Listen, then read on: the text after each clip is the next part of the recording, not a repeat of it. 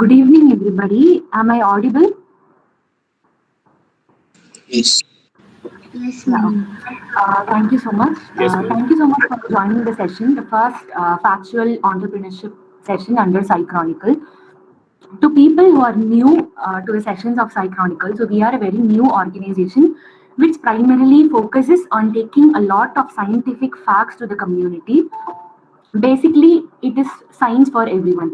So we conduct a lot of preliminary sessions and workshops in order to take a lot of scientific facts in a more easier manner to all people, not only people who are from science background. So with this very short introduction about who we are and what we do, I would like to introduce the speaker for today, J. Sagaya John Paul. He is currently a PhD research scholar at Center for Advanced Studies in Botany, University of Madras. He is currently working in the taxonomy and ecology of freshwater microalgae from the districts of Tamil Nadu, which is funded by Ministry of Environment, Forests and Climate Change. His purpose of research is to visit all the freshwater bodies of the state and document the occurrence of microalgae and the water parameters. So, with this very short introduction, thank you, John, for accepting our invitation. Now the forum is yours. Thank you, Ms. Harini. First of all, I would like to thank Psy Chronicles for having intimated me about this program. And also, I would like to thank Ms. Harini and Shalvi for intimating this to me. Am I audible? Can I get into the presentation? Yeah, yes, you can proceed. Yeah, thank you. Yes.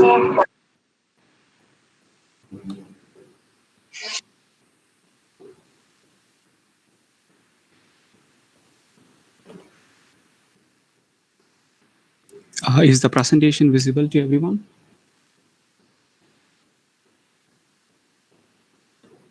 No. Yes, sir. Now I can see it. Oh, thank you. Yes. The story of ponds comes. Every story has ups and downs, right? And every story has a protagonist, an antagonist, and a story will deal with the history or the present. Just like that, the hero of a story, the protagonist, has been the biggest support for human race for years, helping the society in various aspects of the life. Our hero has been serving tirelessly. Even now, he didn't give up, or he doesn't seem tired. With every challenge, he came out stronger and benefited the common man. Do you ask how many years he has been serving? Since ancient times? Well, since ancient times. Yeah, he's not a vampire. Our hero is none other than a small microalgae from a small pond, initially recognized as scum. I welcome you all to the story of Pond Scums. To get in with the presentation, this story of Pond Scum, along with Psy Chronicles, it's a factual entrepreneurship training. So this presentation will basically deal with the basics of microalgal identification, collection, and how do we mass micropropagate it. And also, it will deal with mass micropropagation of one particular microalgae, and this concept can also be implemented to other microalgae as well. And then if you are planning to start a small algal enterprise, what are the basic things that you will have to cover? So this will be the basic motto of this presentation. To start with a quick story. So I spoke about the protagonist, right? So the history says about him.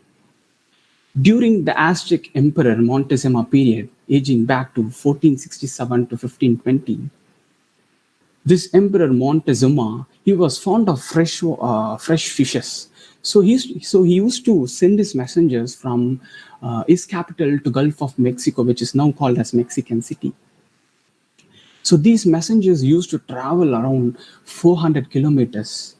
And during that travel period, they used to carry a green slim mole with them, which is called as spirulina. Yes, the protagonist of today is spirulina. So these lone warriors who are like the group of Mayas and Toltecs, they carried this spirulina along with them. They used to eat the spirulina cakes, which gave them the endurance traveling a long time. And during that time, this spirulina was called as Tekutelak. So during that period of Montezuma, this algae was predominantly used. And it's quite evident that spirulina was a predominant primordial food even before we discovered its components and uses. People around the globe have started using it for its healing and performance. So as soon after the Aztec emperor period, this spirulina it disappeared due to Mexican conquistadors.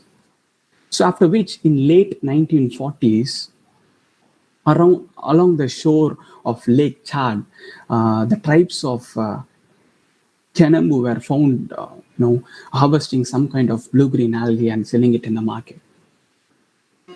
So this is a picture of the Kenabu tribes where they collect the microalgae from the nearby pond, and then they dry it in sunlight.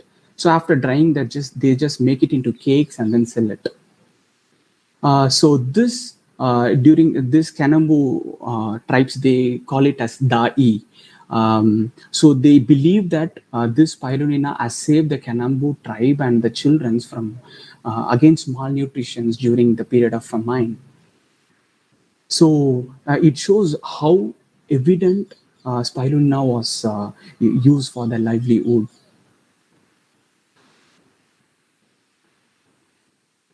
So this is not just an history. This gives us a gist about how these microalgae were identified and how they were collected and how they were processed. So we just have to take a few points from this history. That is the three basic criteria, that is collection, identification, and how to process it, how to use it for the benefit of mankind. So for any microalgal collection, identification, and cultivation, there are few basic things there where you'll have to check out. To start an algal enterprise, you just need to understand the basics of microalgae. Only then, if there is some trouble happening, you should be able to troubleshoot, right? So you cannot hire a scientist E or D to troubleshoot the problem at times. So you need to understand the basic things when you are about to start an algal enterprise. The first slide deals with the collection. So you don't need a special task force for collection of any microalgae. So this is a video clip of microalgal collection places. This is a video.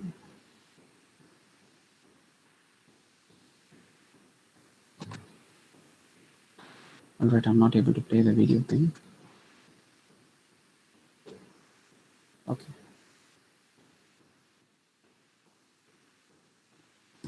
So the collection site is very important when you try to target any kind of microalgae. So this is a place in Metur. So a stagnant water body or ecosystem is called as lentic zone, whereas the flowing water is called as a lotic ecosystem. So in lentic ecosystem, the peripheral region of the pond does have a lot of microalgae. Here you can see this old man. He collected this microalgae for me. He used to row himself in this small boat, and then during afternoon he used to drink the water. And surprisingly, when I examined the microalgae which is present in the particular pond, which these local people consume it, they drink that water for their drinking purpose. They take that water for drinking purpose. So that the algae which was present in there was microcystis, which produces microcystin, which is also a neurotoxin. So if it is taken in abundance by any livestock or pets, it will eventually lead to death, a high mortality rate. So a collection site is very important for anyone who goes for collection.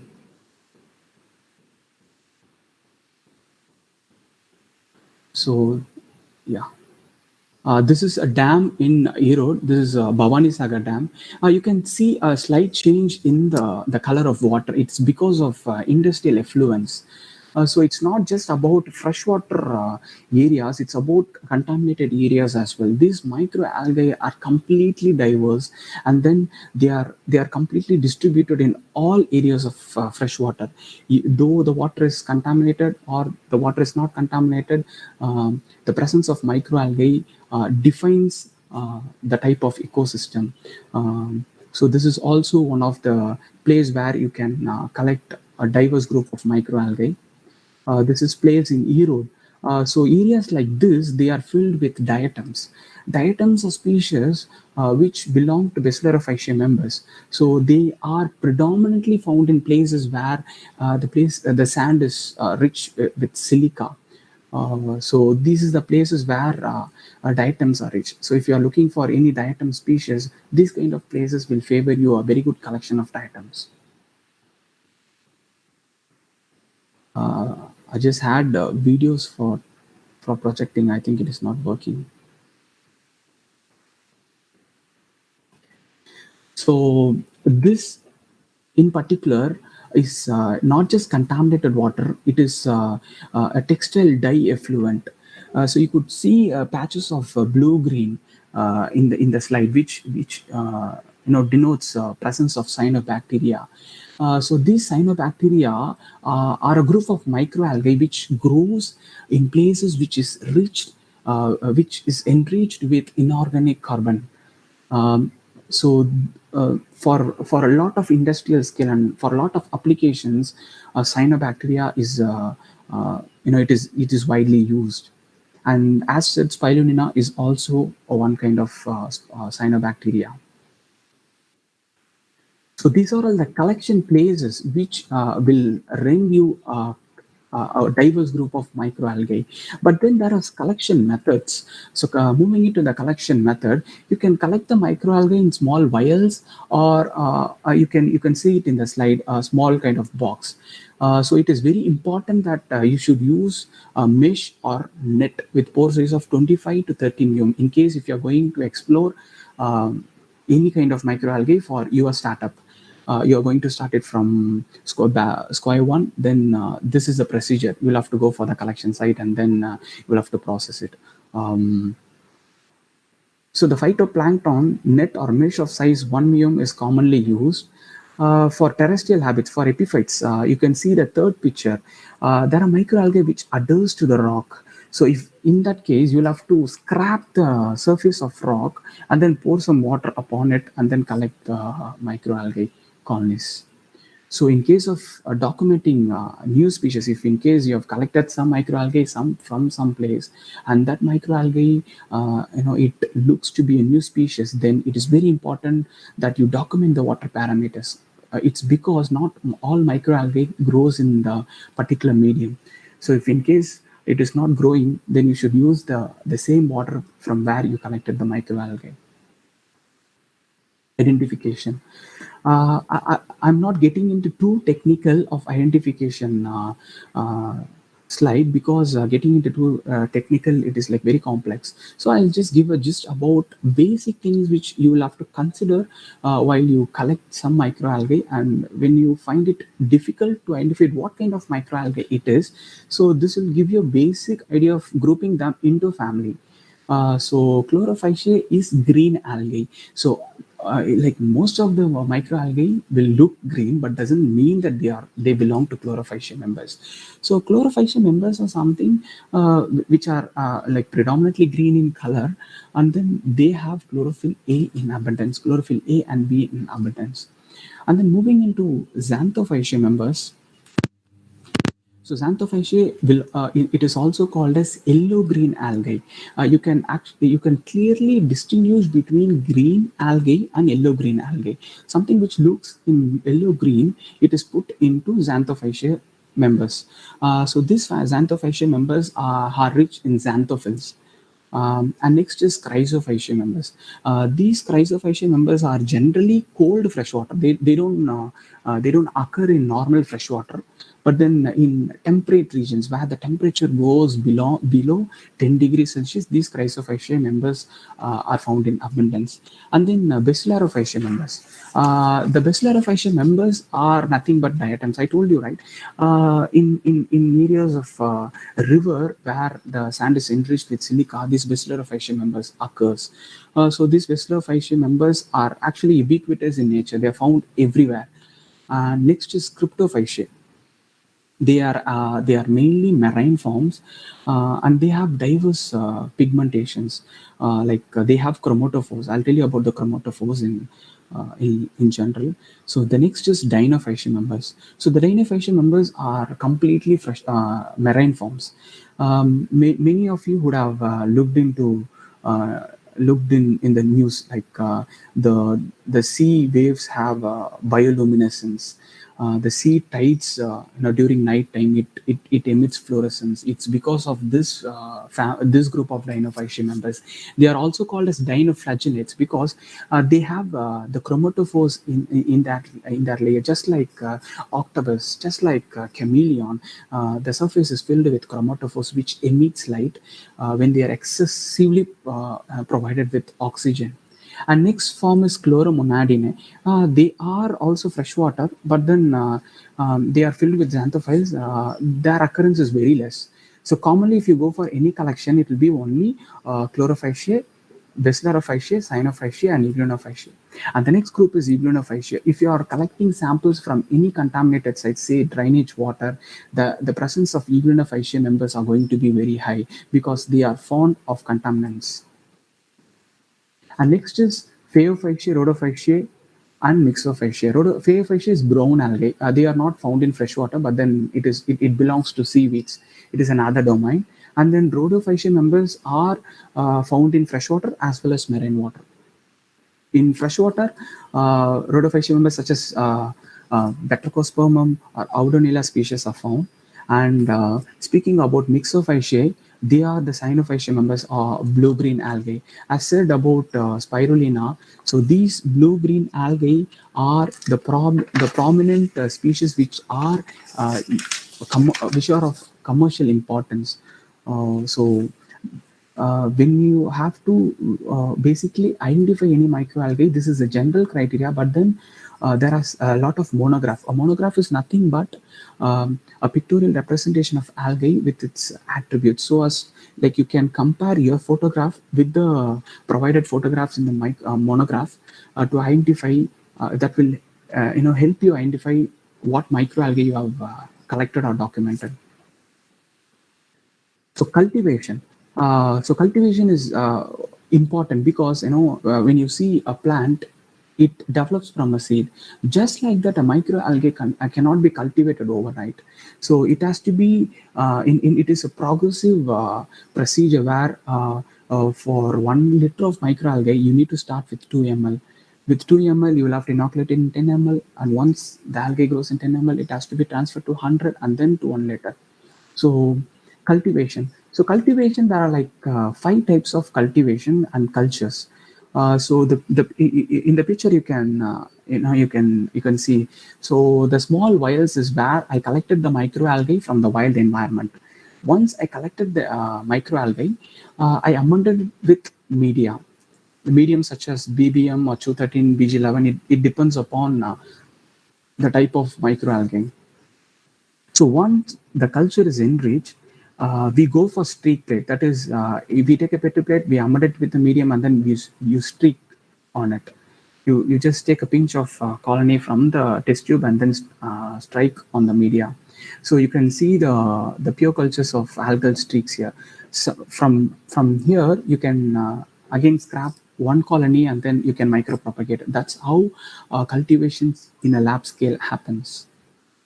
So there are actually 5 types of cultures where maintenance is something like you just collect the microalgae and maintain it. Enriched culture is you enrich your culture with carbon or nitrogen for it to grow, for it to multiply in a larger rate. And the unialgal cultures are something which is only one algae and then there is a possible of bacterial fungal contaminations in unialgal cultures. But in axenic cultures, it is devoid of any microbial contamination. A pure culture or axenic culture is something only the desired microalgae is present. Clonal culture is something which is genetically engineered, which is like which is conventionally or non-conventionally, it is genetically engineered. So that is clonal cultures. So why spirulina? Why do you have to speak about spirulina? Because spirulina is more than a fortified food. You see, a single tablespoon of dried spirulina powder contains 4 grams of proteins. So since it's a basic, it's general audience, I would like to give a notch on what these proteins and vitamins does to our body. Protein is very important because they are the building blocks of our body. They build and repair muscles in our body. So that is why protein is important. And vitamin B1, thiamine. So this vitamin, what it does is it uses carbohydrate as energy. It spreads energy to the nervous and muscle and heart function. So vitamin B1, thiamine is very important. And this uh, uh, spirulina has 11 percentage of the RDA. It is regular dietary allowance. For per day you need this much of vitamin B1 or vitamin B2. So this 1 tablespoon of spirulina contains about 11 percentage of RDA of vitamin B1. Moving on to vitamin B, it helps break down proteins, fats and carbohydrates, and it converts that into energy to our body. Vitamin B3, it helps our nervous system, digestive system, and keeps our skin healthy. A lot of us might take vitamin B complex. So this is the purpose of vitamin B complex. And copper. What copper does is it helps in enhancing the immune system. It helps in making RBC, red blood cells. It maintains the nerve cells and immune system stronger. And iron, basically we have blood, right? So blood is made up of hemoglobin, and this iron plays a vital role in in maintaining the hemoglobin level. And there are also several micro nutrients which is present in spirulina. So all put together has made spirulina a huge uh, asset to the mankind. Getting into the mass cultivation of spirulina, I'll be discussing about the procedures and the several domains which is present in mass cultivation of spirulina. So to put in a short note, inputs and carbon dioxide. For the growth of spirulina, it needs carbon dioxide. And in addition, it needs water. Water has to be amended with nutrients, and then it has to be provided with the algal stain, and then you keep it in sunlight, it proliferates. So this is the general procedure of micropropagating any kind of microalgae, irrespective of spirulina or Haematococcus or chlorella. So here in the flow chart, it tells about what are the parameters which has to be seen when you micropropagate a microalgae. So when you are about to start a mass cultivation of spirulina or any other microalgae, it generally deals with several domains. As said earlier, the cultivation cannot be done overnight. It has to be processed in a sequential way, right? So the entire the structural profile of the cultivation center deals with installations of 4 subgroups, which is the installation of 3-meter pond. So this 3-meter pond, which will help in the initial growth of microalgae. From the 3-meter installation, it is taken up to 12-meter installation, and then to 100-meter installation, followed by 500-meter installation. That's how a microalgal mass cultivation is processed, from a smaller scale to a larger scale. And then it is taken, once the algae is mass propagated, it is taken to laboratory, followed by drying. And the drying is of different types, where it deals with centrifuge and other mechanical and electrical maintenance. So once it is done, it has to be processed, which is done with help of compressors, receivers, vacuum, and then final storage. So this is the basic structure of any mass cultivation of microalgal center in India, or else in any place around the globe. So as said earlier, it is installation of uh, different domains, right? So basically, the algal strain, particularly what kind of spirulina strains have to be used. They choose a particular strain and then they intensify the culture, because a 2 ml culture cannot be directly taken up to a 1 liter or 1,000 ml cultivation pond. So it has to be intensified. It is provided with carbon dioxide for it to intensify, and then it is cultivated in semi-production ponds. Here you can see the pipe for CO2 supply.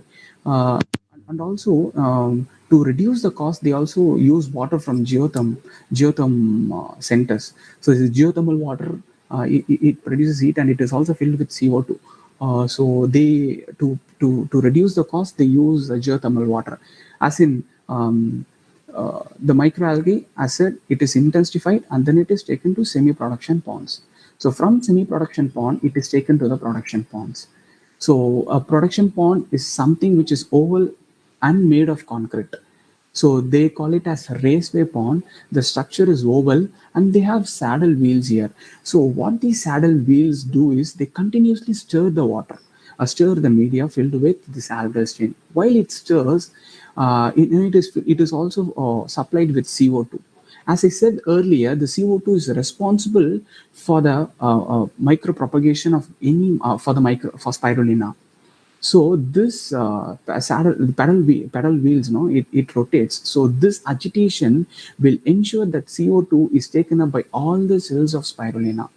So that is the basic motor behind the pedal wheels and CO2 supply. And also in production ponds, every parameter it is keenly observed, because the heating of suspension, that the temperature maintained is very important for microalgae. The temperature around about 35 to 38 is optimal for the growth of spirulina, and the pH is 9.0 to 10.5 is optimal pH for the growth of spirulina. And then once the cultivation is done, once the microalgae is mass propagated, once it is enriched with sodium bicarbonate and with all the pH parameter, with all the temperature, the spirulina attains a larger biomass. So once it attains a larger biomass, it has to be washed and dried, right? So for high quality spirulina, the washing process is very important. Just like the mesh, we have something like the vibration filter, where the algal culture is gone through the filter, and it during the agitation it filters, and the remaining filtrate is again sent to the uh, production ponds, because the algal suspension shouldn't get less than 1.8 or 2.5. So 1.8 to 2.5 grams per liter. So this is the basic algal suspension concentration. So which is a par score for any cultivation pond. And then once it is washed, it has to be taken for drying. So during washing and drying, there are several procedures which is carried out, because while drying, this filament tend to break. But then this vacuum filters or filter centrifuge helps in maintaining the structural integrity of spirulina. Thereby you can take 100 percentage of the biomass for further process drying. So once the algae is taken from the production ponds, once it is filtered, it has to be dried. So there are three ways in which the microalgae is dried, the biomass is dried. One is in natural conditions. In natural conditions, just like that, in a plastic layer, it is just dried under sunlight. And next is greenhouse. Greenhouse, it is closed, it is devoid of other moist content and other dust materials. And the third is electrical resistance. Electrical resistance, it is just an auxiliary heat source which maintains the temperature to 70 degrees Celsius, which ensures that the algae is dried soon. So once it is dried, it is taken for milling and packing. The dried biomass is milled and the product is packed. So once the algal cakes are ready, it has to be grinded and milled for packing purpose. So a mesh of 60 to 80 is generally used to to cut the cakes and then take take it for further process. So this is a general protocol for mass cultivation of algae and how it is processed till package. So this is an advanced technique which deals with production of microalgae. This advanced technology is called as photobioreactors, where this is an advanced production unit. It is something like a straight transparent glass or plastic which is filled with media, and then the algae is inoculated into it, and within the production unit itself it is provided with CO2 and oxygen. And once the algae is grown, the production unit, this bioreactors by itself, it filters the microalgae and it gives us the biomass. So this is one of the latest technology where most of the microalgal companies have deployed. This is in addition. So having said about the techniques of how you cultivate collect the microalgae, how you identify it, and how it is taken up for mass propagation, and how it is processed. So we were generally discussing about all those. But when it comes to a startup, when it comes to an algal enterprise, how do you start spirulina cultivation commercial in India? So it is not a one-step process. The installation is not a one-step process. It is also a sequential process. So getting into that, we'll be dealing with this five things, which is the concept, finance, process, network, and target. When you're about to start an enterprise, your concept is very important. This concept defines the amount of financial support you're about to get from the finance source. And the process, how do you process it? When you're about to start up a company, the process is not as simple as it sounds. It is a complex procedure, but then when it is done in a sequential way, it is very effective. And networking, which is a very important parameter for any startup, and the target. So when all these four parameters done together in a very sequential way, you can easily achieve your target. So speaking about the concept, so when you're about to start up an algal enterprise, your concept for financial support is very important. This is just an examples of call from companies all over the globe. They have called for proposals, research proposals, or startup concepts. The first one is UK firm buys Israeli maker of algae mimicking medical adhesives. This guy Israel, he just found that algae was adhering to a rock, and you just find out there is some substance which helps the algae to adhere to the surface of the rock. So this adhesive material, he just isolated the adhesive material and he used it for medical adhesives. So because of that concept, the deal is for $25 million. And also he was offered royalties of future sales as well. So this kind of concept is very effective. So that is why I was telling about initial identification of microalgae, because the concept and the importance of microalgae differs. It depends upon the type of microalgae you are going to work on. Not just spirulina, it is many other microalgae which is dealing with many commercial purpose. And the second one is Saudi Arabia, France moved towards partnership in algal industry. So they have shown interest in developing and cultivating algal industry in Saudi Arabia. We all know that Arab countries, they are lacking in water things, and then they basically look for biofuel. So there are a lot of microalgae which are a potent a customer for biofuel production, something like Botrycoccus, something like Senadismus. They are hyperlipid producing strains and can be used for biofuel production. So this Saudi Arabia, France moved towards partnership in algal industries. This is oriented towards food and chemical production. And then the next is Algal Tech gains stake in Australian pharmaceutical delivery company. Again, here they are oriented towards towards health, algae, as said about spirulina, these microalgae can also be a potent candidate for against malnutrition. So Algal Tech has agreed to pay an initial cash consideration of around, I think it's 1 lakh American dollars.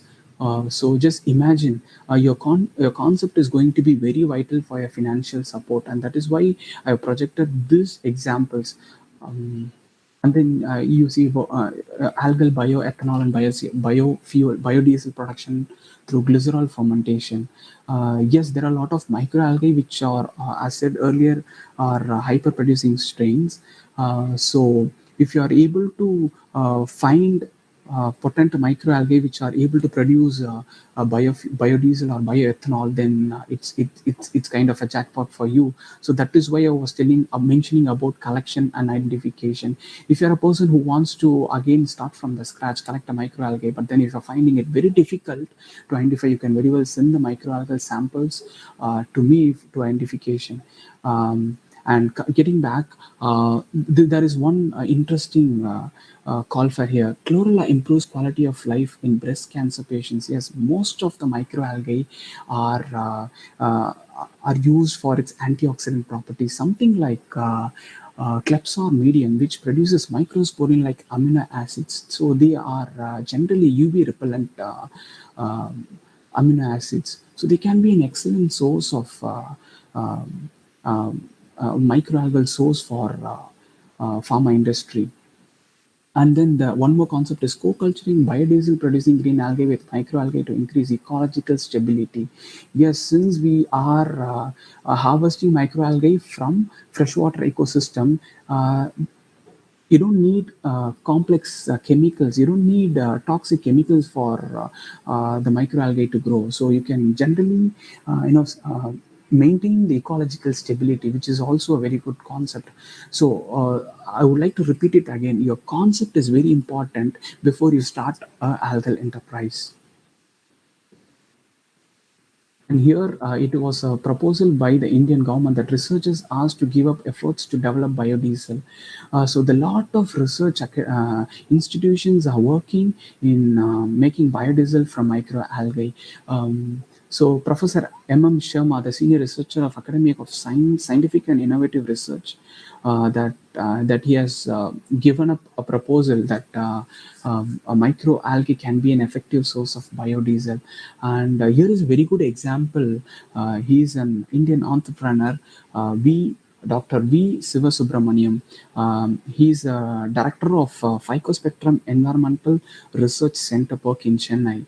As said earlier about the ecological stability, so here our professor works in removal of heavy metals from heavy metals and xenobiotics from wastewater.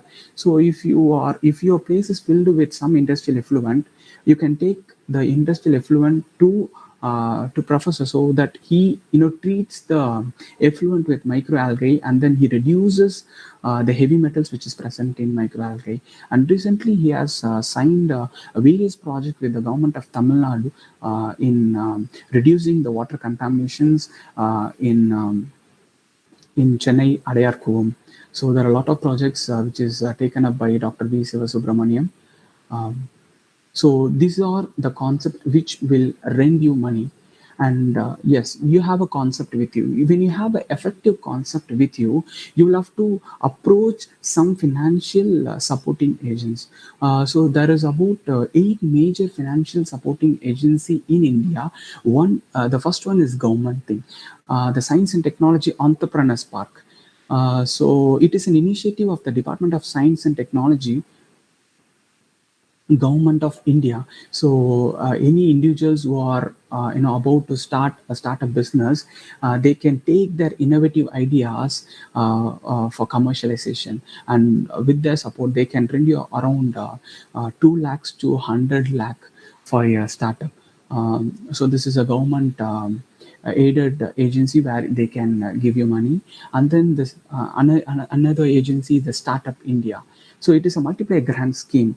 When your concept is of technology oriented, something like the production unit, advanced production unit. When you have some concept related to that, then you can approach this agency, and they are giving you fund, to 24 crore, which is a huge amount for any startup. And the next is NASCOM Startup Hub. So their focus point is generally healthcare, agriculture, education, smart cities, and infrastructure, and artificial intelligence across industries.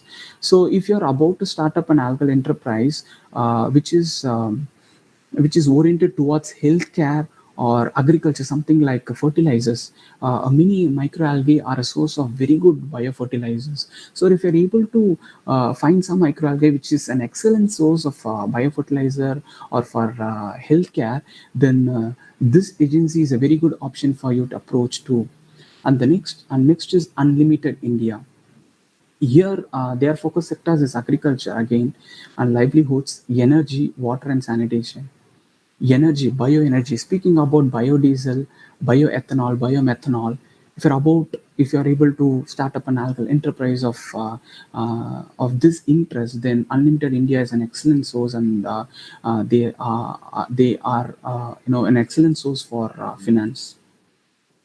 And next is Zone Startups, which is, as said earlier, it is technology oriented. They grant fund about from 50 lakhs to 3 crore.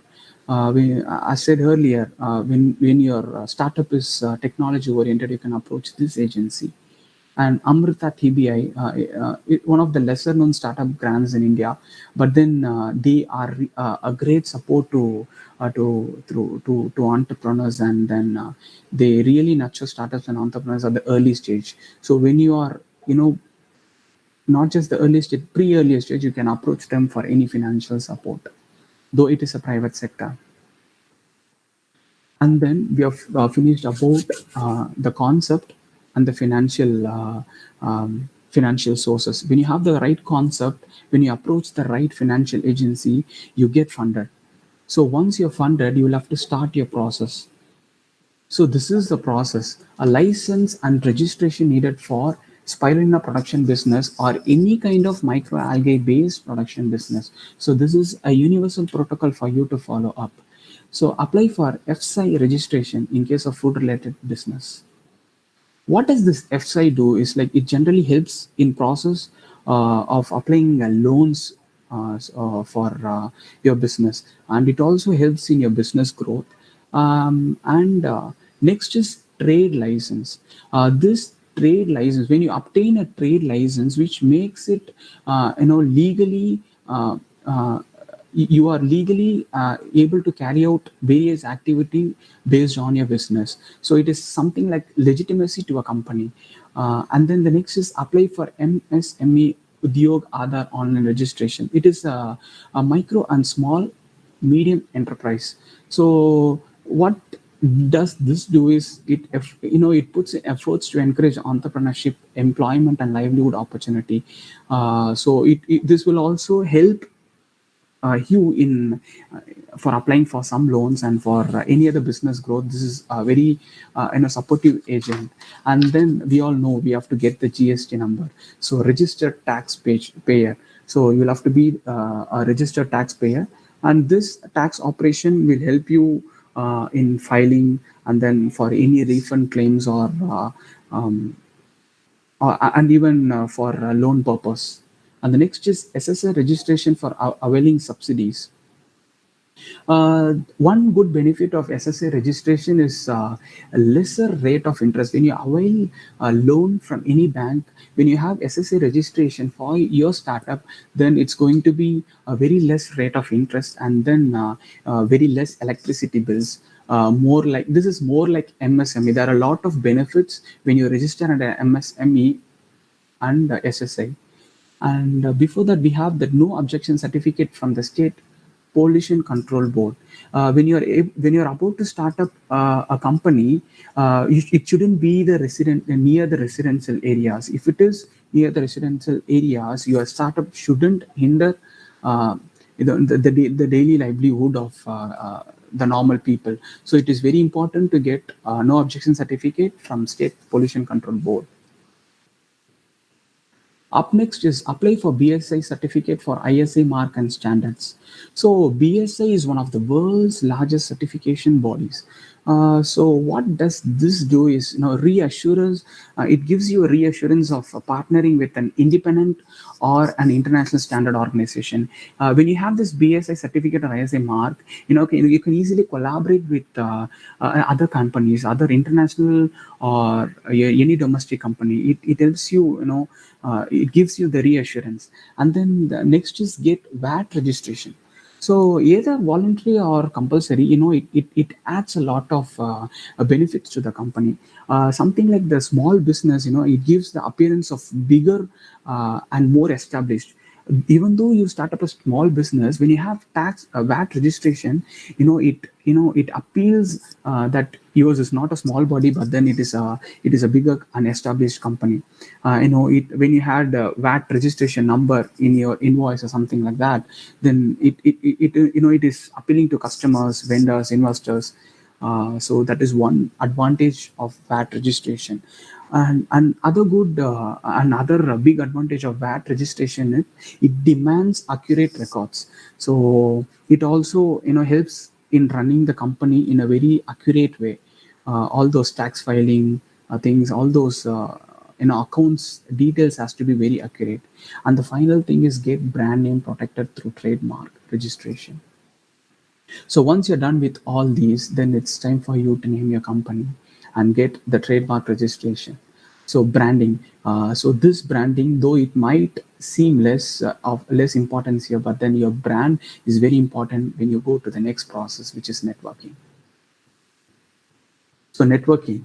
I've just put in some bullet points for you to understand about how important networking is. But the networking is something which deals with connections, right? You have probably heard of this saying. It's not what you know, but who you know.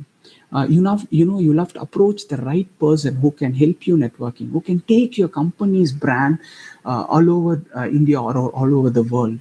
Some of the people who can help you in myriad aspects, from legal to complaints, even to payrolls. So you'll have to find connections with people who are able to network your brand all over the country.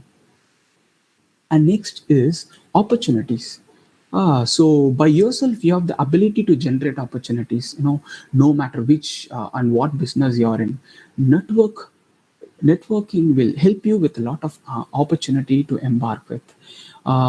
Something like when you start up a business and then you start to network it, when you start to brand it, you tend to get a lot of opportunities to either with to collide with, or either to do to have a partnership with. But then when you have numerous collaborations, there is something that you will have to keep it in your mind. Warren Buffett once said, "The most successful people in the world are someone who has used to say no to a maximum of things." So make sure you don't jump into every opportunity that floats to you. Instead, examine carefully each and every one, and then decide whether you will have to get into that or not. So once you end up taking up a partner, just make sure that they align with your vision of your career, or else you might end up with opportunity fatigue. So that is something which is important while networking. And the third one is positive influence. So the caliber of you will determine how successful you can be. So it is vital for you to develop a robust networking of people who can encourage you at times. Positive influence is something which have to be with you when you start up a company, because at the initial time there will be a lot of negative aspects. There will be a lot of negative vibes coming into you, but then you need a positive influencer who can support you during that times. um, and then next is advice. Maybe probably most of you will hate advice, but then networking will offer you a cadre of like-minded owners. Maybe if you're starting up a new business, something like hematococcus, and then you end up with algal forms. Algal form is something which the growth has stopped all of a sudden. So maybe partner would have been in the same situation where you are now. So that particular advice from them during that situation will help you turn up the business. So which is something very important. Get advice from your partners. And then increased confidence, which is something like the positive influence. So networking is good for people who are not confident actually. So it actually gives them a catalyst for growth by forcing them to constantly meet new people. Networking is something, you will have to constantly meet new people, and then you will have to make them understand what your profile is, and then you'll have to understand what their story is, so that your partnership has to be very it has to be very good for any initial startup. And then raising your profile, your profile when you are about to start up a business, your profile speaks about your company. Your like just like a brand speaks about the company, your profile speaks about the company. I'm sure you are more than your LinkedIn profile, right? So regularly attending business and social events will help you go with people, and then people will start recognize you. They will start recognizing your concept. They will start recognizing your brand. So that itself is a big network. So just by knowing people, you can raise your profile and also your brand. And then friendship, maybe friendship might seem an unprofessional addition to networking, but then business owners need a friendship, perhaps most of others, because when you are at most down at sometimes, only good friendship can help you reconnect with the right people and take you over the line. And getting back to these bullet points, so we'll have to focus on the right people who can help you reach the target and create win-win situations. This is for the partnership programs where it is important for both of you and other party to gain equally when networking.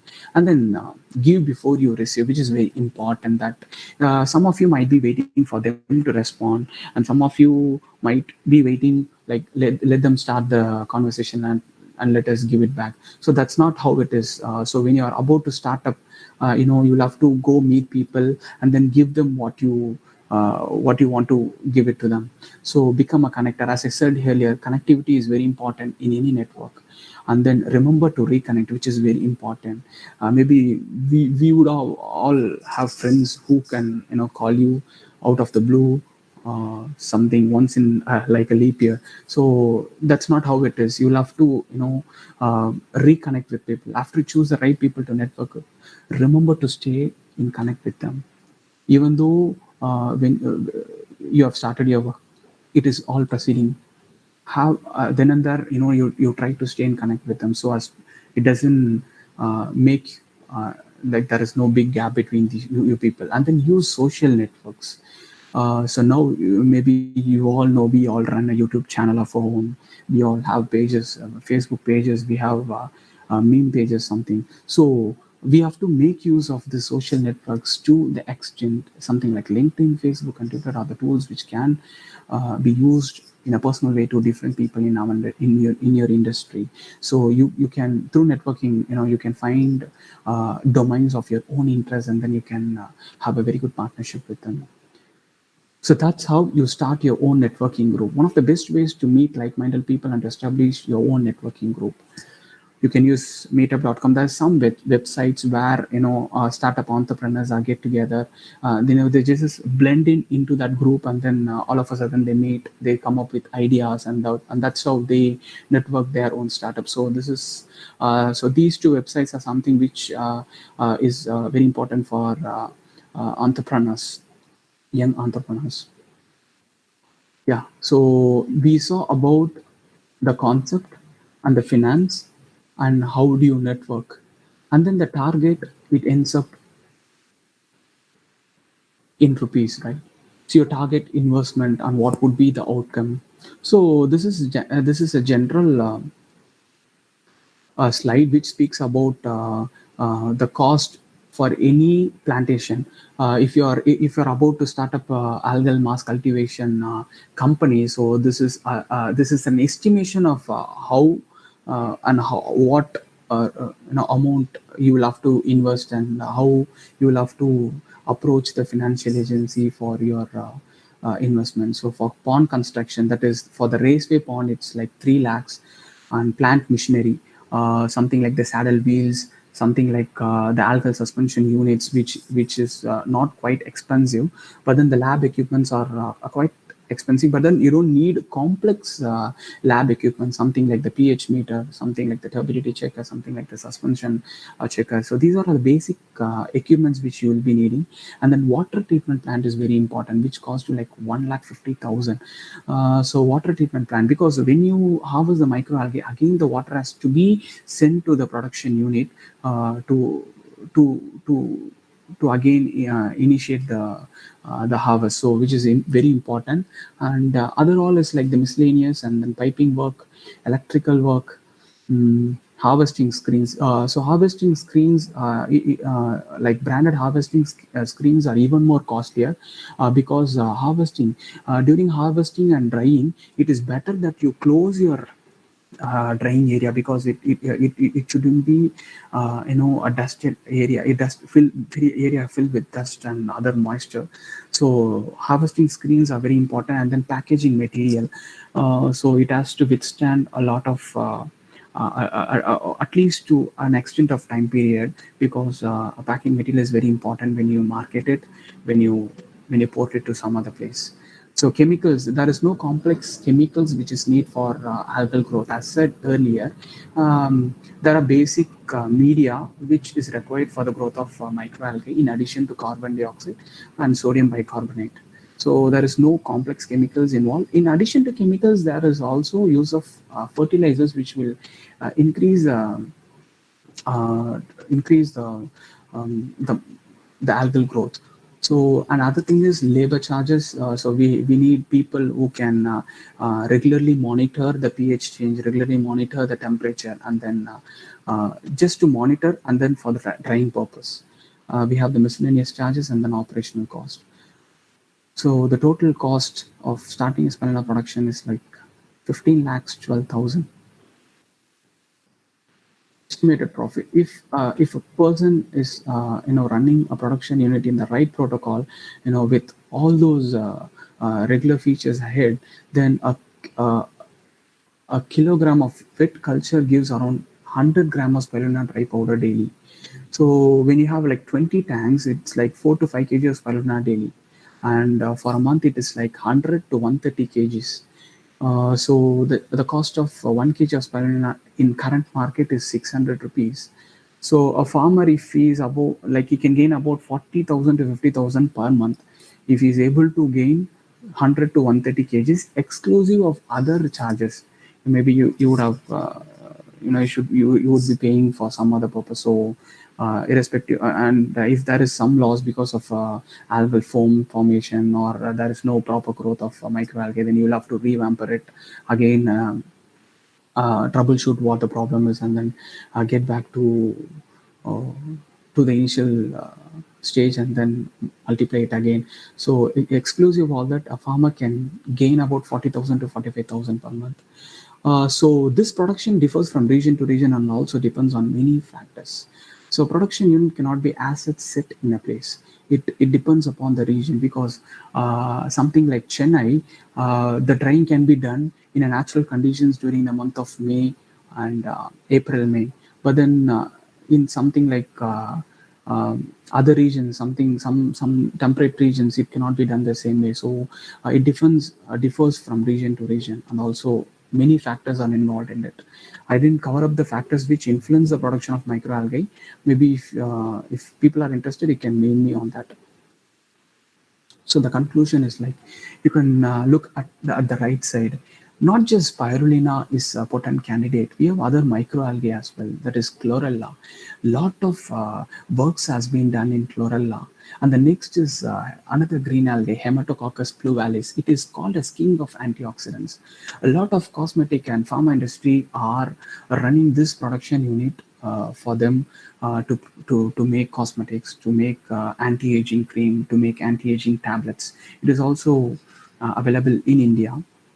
And the next is third one is Klebsiella medium. I told about the UV repellent amino acid, right?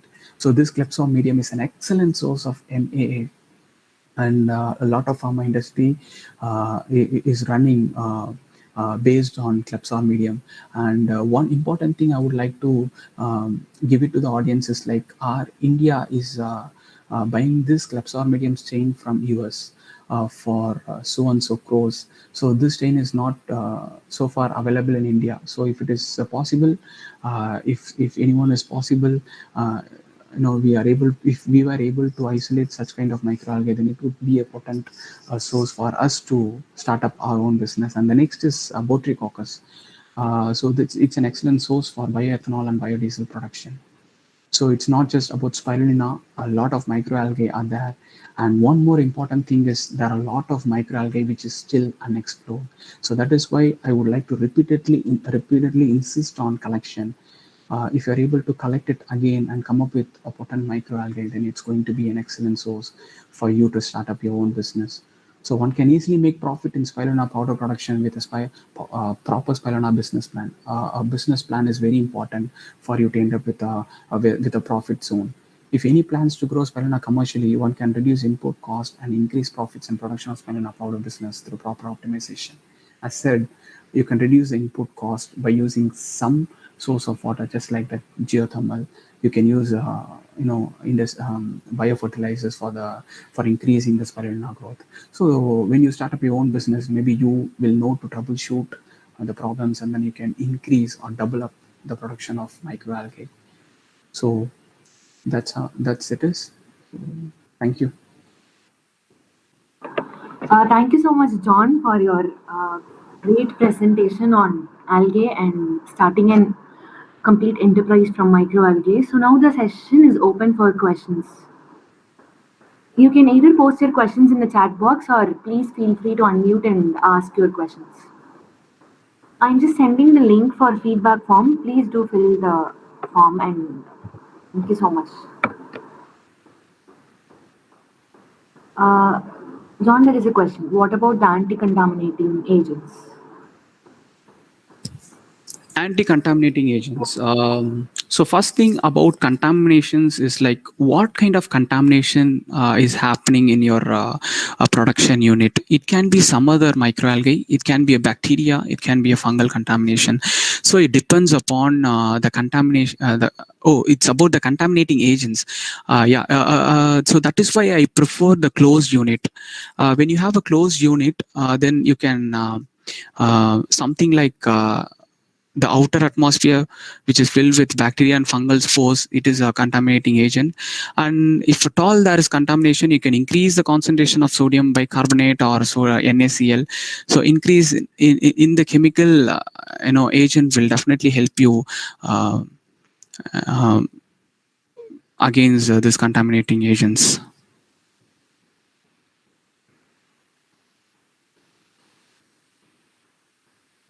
Yep.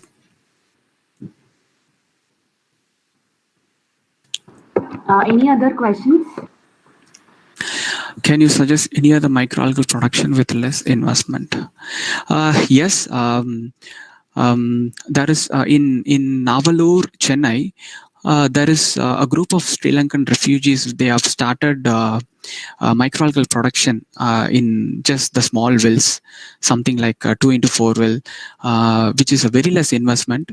They are just harvesting spirulina in a very small scale and then giving it to a local market for it to be processed and for any other application. So yes, it can also be grown in fish tanks, something like that, and then for your beneficial it can be done. And yes, any other microalgae, something like chlorella can be grown in a very less investment way. I think I'm clear with that. Yeah. John, there is a question from Saumya. When should we go for collection? Which season? Yes. Yeah. Again, it depends upon the place. in place like Tamil Nadu, you'll have to go after monsoon, which is very important because only after monsoon the spores will be germinating, and you can collect diverse group of microalgae. So it is recommended post monsoon collection is the effective time for microalgal collection.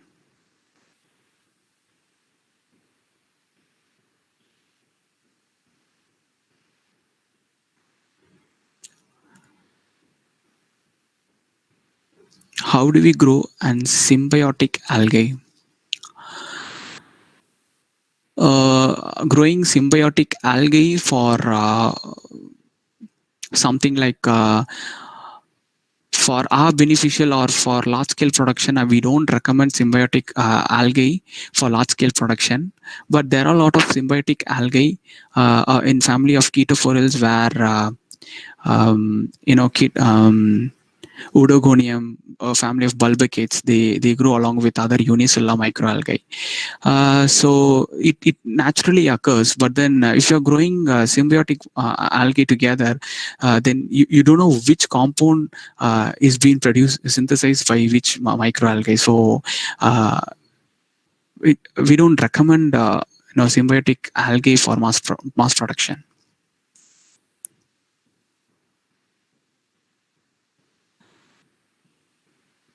So how do we know the algal cell is pure? Is there any cost-effective testing method?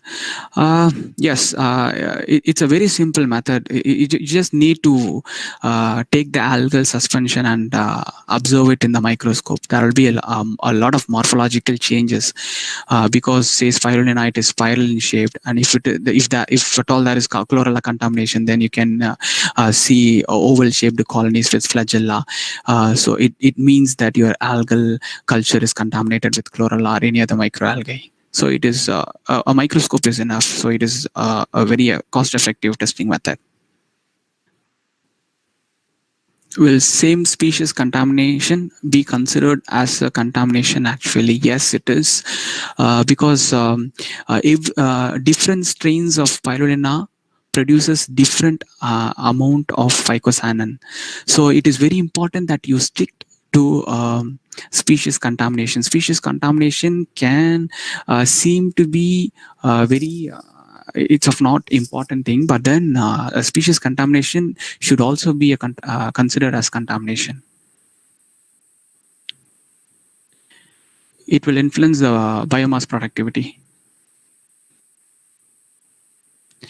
So effective way for avoiding same species contamination. Yeah, I said about the semi production pond, and before that you will have to intensify your culture. That is the reason I said you will have to intensify your culture. When you intensify your culture with the same species, the algal culture by itself intensifies. So during that stage, you actually eliminate the contamination of other species. So that is the reason intensification of algal culture is very important prior to semi-production and production unit. So that is the procedure. Is there any other question?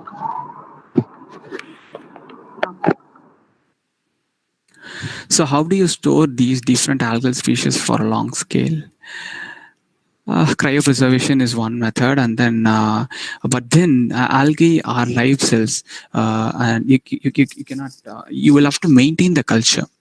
So you will have to subculture it every then and then. Only then you can keep the algal culture active state. It shouldn't the general growth period for algae is 15 to 21 days, after which it goes to decline phase. So you will have to subculture your microalgae in every 15 to 21 days, which makes it effective strain to take it to large scale production.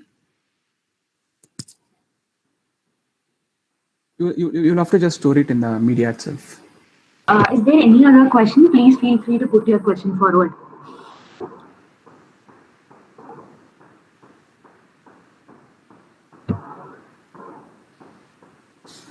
Can you see any valuable products currently in the market? Yes, as I said earlier, products from Hematococcus pluvalis, a temperate microalgae. There is a lot of there is an anti-aging cream. Maybe I can post it up later. There is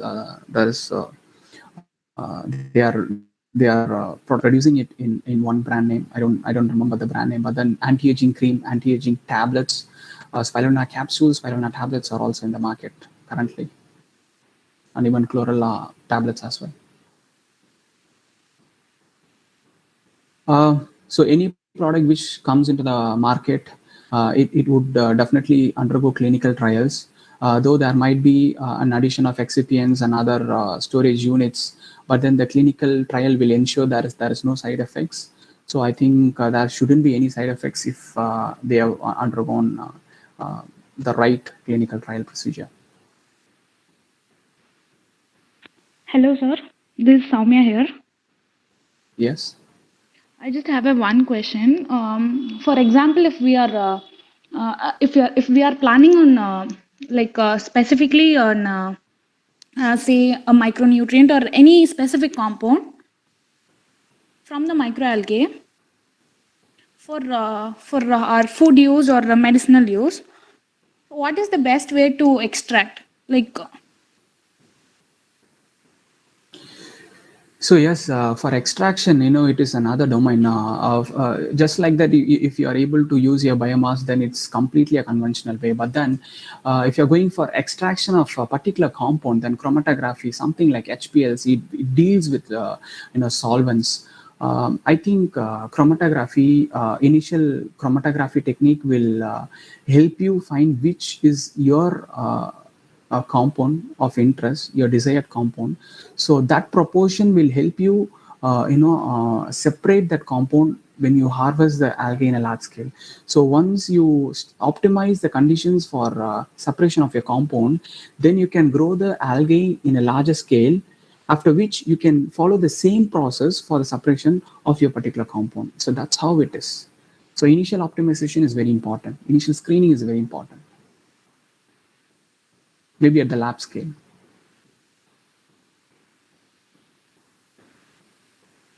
Hope I was clear.